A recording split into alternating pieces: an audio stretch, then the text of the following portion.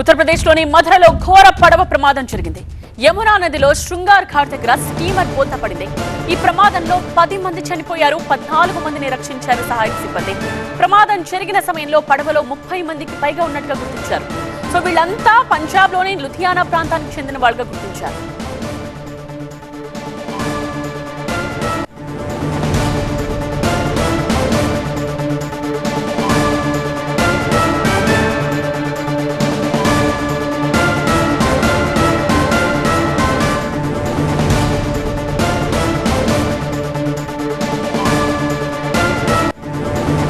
యమునా నదిలో చిన్న వంతెన్ను ఢీకొట్టి పడవ బోల్తా పడిందని ప్రత్యక్ష సాక్షులు వెల్లడించారు.